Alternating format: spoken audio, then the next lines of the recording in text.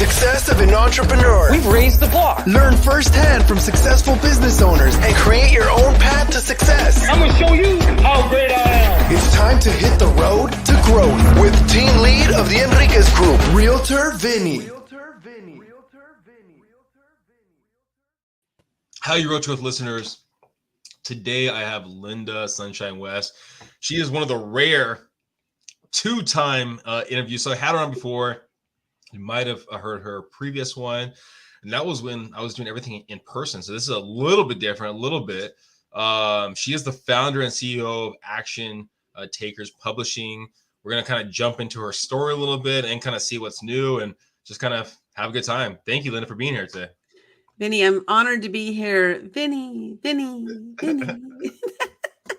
I love that echo that you have on that promo. No, I mean, oh my gosh, I wish that my voice is that good. It's crazy. I mean, when you outsource some things, people can do it better usually than you, right? And that brings us to why people call Action Takers Publishing, right? Exactly. And it's interesting. Brian Smith, he's the founder of Gaboots. And I remember reading his book, The Birth of a Brand. And also I know him. He's a good friend of mine. And we were talking about delegation, delegating things. And so often people are scared to delegate for, whatever reasons. We have so many different reasons that we'll come up with for not delegating. And one of those reasons oftentimes is nobody can do it as good as me. And so Brian says, if you can find somebody who can do it 80% as good as you, is that good enough? And if so, go ahead and delegate to that person. And that is like one of the pieces that I, like myself, I grew up as a perfectionist. And so moving into that space of, yes, 80% is good enough. And, sometimes even 50% is good enough. And that let's just move forward. So I just thought I'd bring that up because I thought it was an interesting thing you said there. Well, no, I mean, it's a value of your time, right? I mean, if you're really good at one thing, right, and you're not that great at something else, right, where's the opportunity cost to focus on something? Basically, you can get someone else to do it that you said 50%, 80%. It takes them. Yet the cost for them to do that compared to what you have to pay yourself to do it, it's a numbers game. And even if you're good at it, doesn't mean you should be doing it. I spent 36 years in the corporate world. And of those 36 years, I had 49 jobs. Mm-hmm. So I got really good at a lot of different things. I was the trainer. I was always the computer trainer, training everybody on all the programs we had. And so I got really, really good at that stuff, which I do love training, but all those different elements that go into it. I was a legal secretary for 20 years. I worked for a judge in the Court of Appeals. So I worked my way up the ladder, which was part of my growth period in the corporate space. All the skills that I learned during that journey, huge journey, 36 years, I learned so many skills that, yes, I can be doing them in my business, but it doesn't make sense for me to be doing them in my business. Because for me, it makes sense for me to be out there. It makes sense for me to be being interviewed. It makes sense for, like the so-called rainmaker of the company, so it doesn't make sense for me to sit here and organize things or to get back to people on different phone calls or to get back on different emails and stuff. So it's really thinking about, yes, I'm great at that, but should I really be spending my time there? Is that going to bring any ROI into our company? So anyway, I can go on and on about that topic. No, for sure. I mean, well, you talked about kind of journey, you talked about history. I mean, let's refresh people. I mean, we talk about, when you're 5, kind of ran away from home, came back, a people pleaser, some not so positive relationships. Kind of give us a fresher course of who Lynda was. Yeah, well, I did. I ran away when I was 5 and I was gone for a week. The first question people usually ask me is, where did you go? And I just went to the neighbor's house, so I was safe. But something happened in that week that I was gone. Nobody came to get me. What I didn't know, remember, you're a 5-year-old. You're this little 5-year-old. What I didn't know is that my mom knew where I was and my mom knew I was safe. But because I didn't know that, a belief created inside of me is that they didn't come to get me because they don't want me around and they don't love me. Mm-hmm. So when I ended up coming home, my mom brought me home after a week. When I came home, my dad was a very volatile, abusive alcoholic. So I had a lot of fear of him already. But now with that new belief that they don't want me around and they don't love me. This is why they didn't come to get me. I've come home with a completely different idea and a different thought about who I am, what I'm all about, and that people just don't want me around. And so I lived the rest of my life based on that. So I had a lot of fears that were instilled within me, which those fears actually were indicative of my people pleaser mentality, which was the fear of not being liked, the fear of being judged, so many different fears wrapped up into that one people pleaser mentality. So I spent the next 40 something years being a people pleaser, having all these fears. And I ended up meeting a life coach at age 51. And 51 is what I say that's when my life actually started. Because at age 51, this life coach helped me to see that I do have value, that I am a person that, has worth. These are things I didn't believe about myself previously. So it really started unlocking everything. So when I was interviewed by you last time, Vinny, I don't remember what I was doing because I was kind of at the beginning of my journey of entrepreneurship. And there were a lot of things that I had gone through. And, but going through the journey has what's gotten me to where I am today. And boy, I got to tell you, it's been an incredible up and down journey. I've invested, a couple $100,000 in personal development, in coaches and mentors and different programs. I've invested a lot of money, time, energy, effort, all of that stuff, has gotten me to learn a lot about business. But finally, only about a year and a half ago, September of 2021, is when I said, book publishing, like I'd been doing book publishing for 4.5 years, but I just did it for fun. I didn't know it was a way that you run a business and make money. I just never thought about it. So a year and a half ago, I launched 2 books, 8 days apart. Both of them hit #1 international bestseller status in under 8 hours. And I looked at that and I said, wow, this is awesome. I love this. I love every aspect of it. I know what I'm doing and I'm damn good at this. This is what I'm going to do is book publishing. And so I jumped in full feet. I got rid of every other business. I literally cut at the knees everything I was doing. And I said, book publishing, that's it. Well, the next day when I made that decision, the next day somebody called me out of the blue and said, I'm working on 2 books. Will you publish them for me? I believe that was God sending this person in my path to say, okay, you're on the right path. Are you ready to go? Let's go. And so that's when I just took off running. Published over 12 books in a year and a half. And we're in the process of publishing 8 more in the next 4 months. So talk about going full speed ahead. That's what we're doing. That's the short version of my story, Vinny. So at 51, that's when you got the coach, right? Yes. Okay. How long did it take from the time that you started talking to that coach until you actually started seeing your own worth? It was pretty quick. I'd say, while I was living it, it didn't feel quick at all. But as I look back on it, it was probably about 3 months. I worked with her for a total of 5 months. And I'm a very good student. So every week when she would give me what I like to call my homework assignments, every week when she would give me a homework assignment, I would complete the assignment. So I was working diligently on myself, on making sure I took the most advantage of my time with her. And people were on a weekly basis saying things like, wow, you're so different this week than you were last week. So my growth was fast as far as mindset shifts, believe in myself, worthiness, starting to trust myself, like all these different issues that I carried into the baggage, that I carried around with me for 51 years. So it was probably about 3 months that I started to see some shift, that I started to see some change, and that I started to believe in myself. Because other people were believing in me, but I wasn't believing in me. And so, about 3 months, but that was just the start. There was a lot of growth to come from that. I had to first start to believe in myself before I could believe in myself wholeheartedly. Do you remember what you started doing in those 3 months to actually have that rapid change? Oh yeah. Oh my gosh. Some of the assignments that she gave me, I'll give this. This is one of my favorites that she did. She said, I want you to make a list of 5 people. These are 5 people that and that they love you, like you, they want to be around you. Like these are positive people in your life. So make a list of 5 people. And then you call those people And here's the exact exercise. I remember it so clear. It clear as a bell. This was 9 years ago, and I remember it clear as a bell because it was so transformational in my life. So you call these 5 people, and when they answer, this is exactly what you say. I'm working with a coach. My coach says, ask me to call you and ask you one question. When I walk into a room, what shows up? When I walk into a room, what shows up? And then they start answering. They might ask questions. If they ask you a question like, what do you mean? You just say, when I walk into a room, what shows up? You don't give them any information. This is not time to help them figure out what you're saying. You're asking them a question. And then they'll rattle off some things. And when they do, you write them all down. Write down every single thing they say.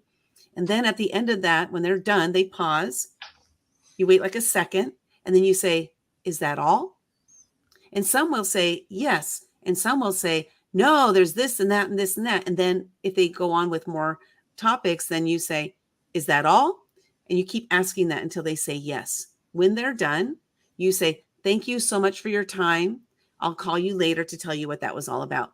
And then you call them later. So this exercise, what this did is this helped me to see all the amazing things that people saw about me that I didn't believe in myself, that I didn't know about myself.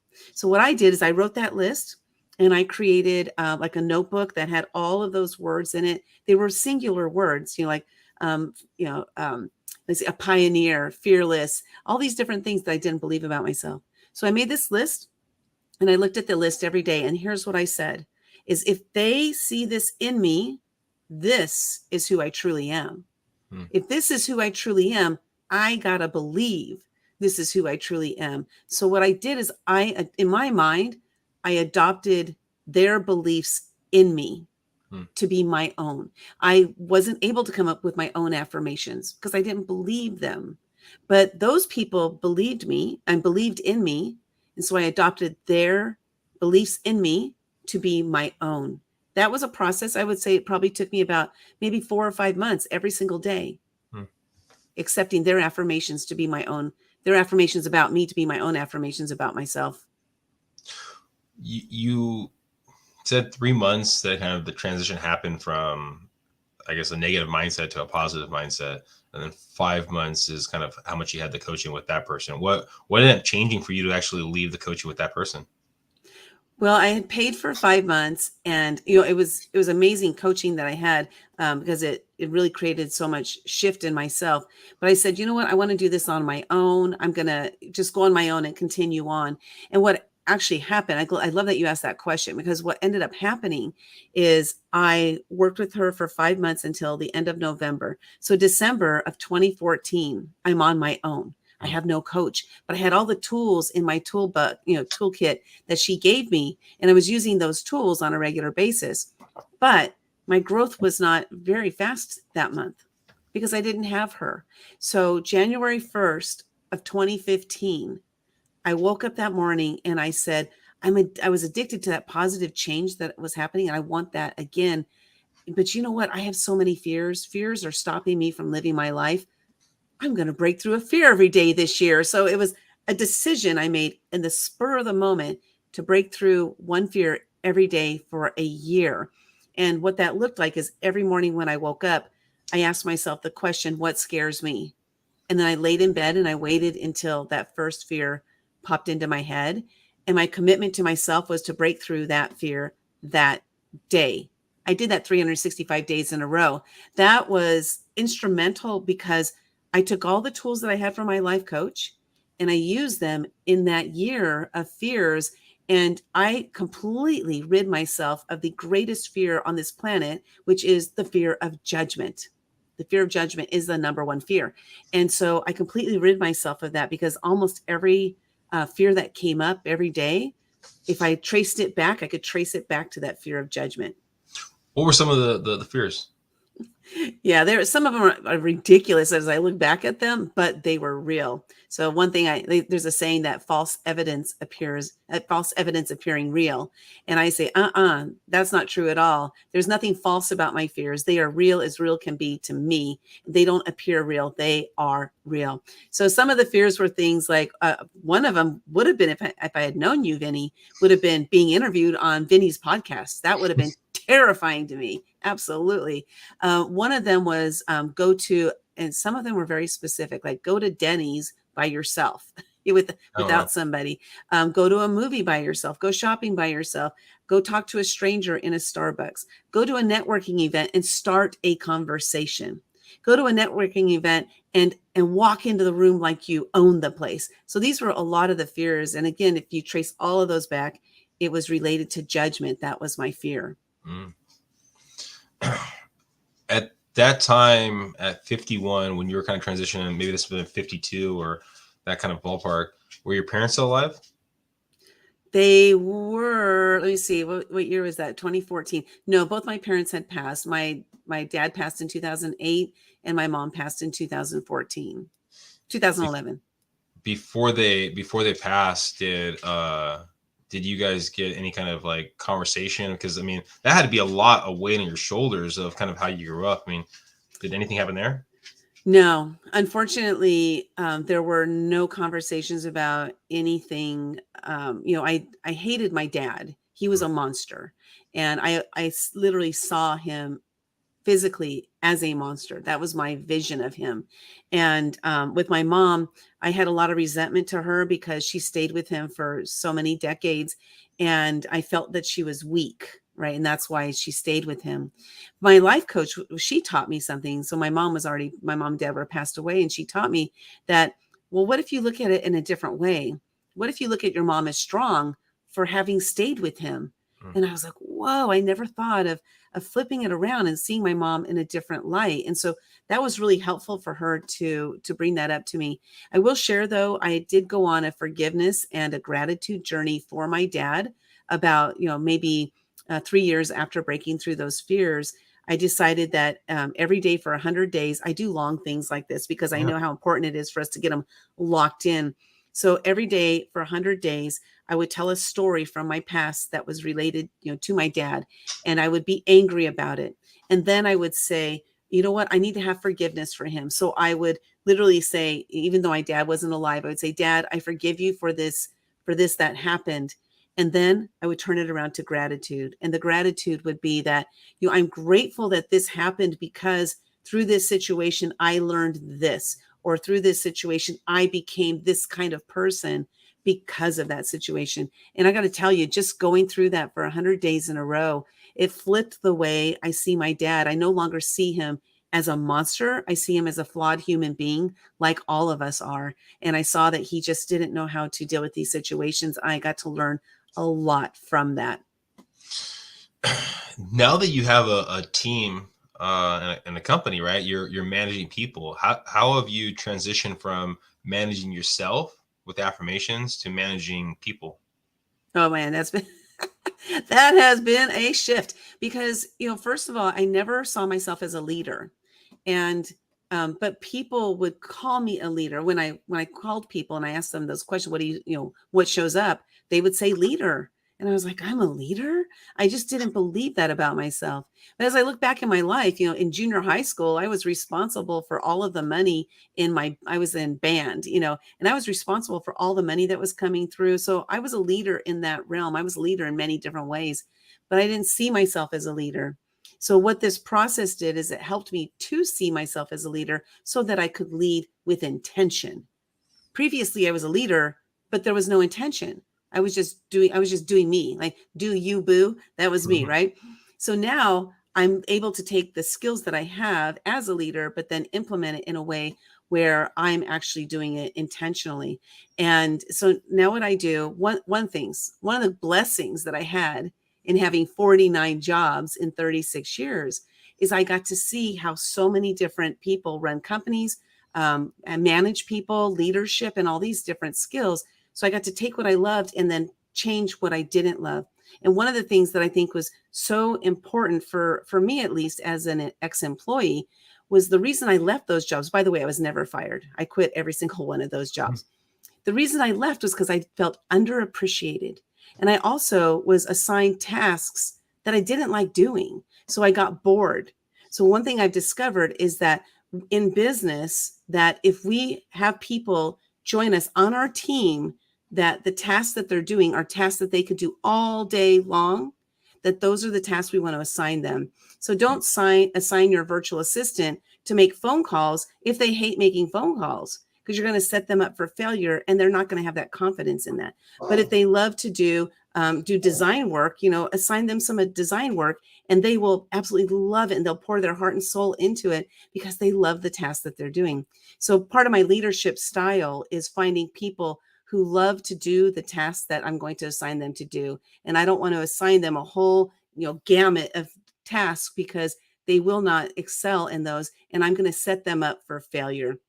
So the leadership, it's been interesting. I was a one woman show, at the very beginning of my business, the first 7 years. And it was a lot easier because I can organize myself and coordinate my own self. But once I started adding people into it, I had to create different systems and learning to delegate and say, it's okay, Lynda. It's okay, Lynda. They will get it done. They will get it done. And then be surprised that, wow, not only did they get a task done, but they got it done faster than I thought. And they did a much better job than I ever imagined. And they did a way better job than I could have done. And so it's just empowering people with their own skills and empowering them, lifting them so that they lift the company up all at the same time. So we now have a team of 7 people. Oh my God, I never imagined I would have more than one. I had a VA for like 5 years, one VA, but having all those other people, it's been huge learning experiences for sure. What's that process been like? So when you're bringing on a new person, because you said that you find the people, you basically delegate activities that they like doing consistently, right? So how do you find the right people to kind of fit the criteria that you're looking for? Well, I test people out. So I'll use a great example as finding our book cover designer. I do book publishing. And so there's all these different elements that go into book publishing. Now, remember, I did it all myself first. So I know every single step that needs to be filled. So when finding a book cover designer, I went to 99 Designs because I don't know anything about design. I went to 99 Designs, .com, which is a platform where people do design work. And I went and put in a bid. So what you do is you put in a bid and you ask people to send you designs. And I got like 100 different designers send me these designs. One of them really stood out to me though. So I ended up having that person do my first book cover design. And then I said, oh, I'm doing another design. Will you do it? And then, so I found that this person was very reliable. And then I asked them to join my team. So that was the example of that, is like, I'll go use platforms like Fiverr, Upwork. You use those platforms first to pay a little bit of money to see if I can find somebody that's a fit for my team. And then I'll invite them to join my team, like literally I'm going to message them directly. So when finding proofreaders, this has been an interesting one. I was a proofreader for the court system for 25 years. So finding, proofreaders, I first would reach out to somebody and say, hey, are you interested in proofreading? Because a lot of our authors, that when they submit chapters, we do a lot of collaborative books where they submit one chapter. A lot of our authors write really well. And so I would just reach out to them and ask them, did you write this yourself? Did you edit and proofread this yourself? And if they said yes, and I say, if it was really good, right, I'll say, are you interested in doing some proofreading for me? And so I just asked them, they're like, yeah, I would love it. And so what I find is when we invite them to do something that they're already loving, that first of all, they're honored and blessed. They feel blessed that you want them to be on the team. So I find those people who are already doing the task really, really well. And then I ask them if they want to join our team. It's been amazing because the team we have, everybody really puts their feet to the fire and digs in and does all the work. And it's been amazing. What do you think has been the biggest kickback or not kickback, but biggest like hurdle for people wanting to actually use your services? Oh, I'd say, time and money are always the two greatest objections that people have, if you're referring to that. And so what we do is we just talk to them and let them know that we're here to help them, to support them through the entire journey.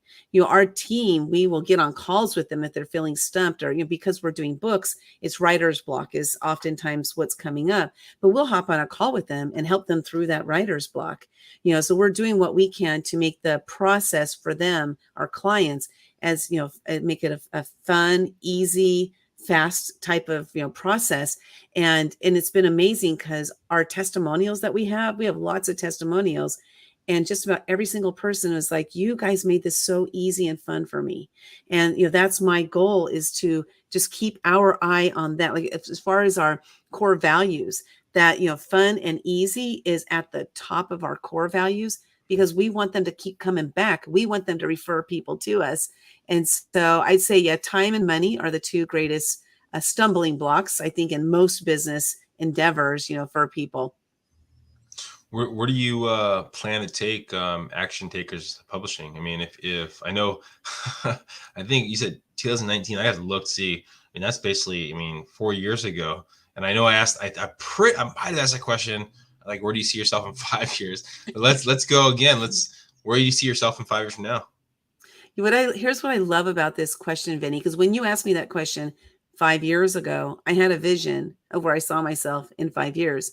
But here we are 4 years later, and I am nowhere near that vision that I had 4 years ago. So how I like to answer this question is, why would I limit myself today and where I could possibly be in 5 years? So I don't envision 5 years out. What I have, though, is more of like a legacy vision.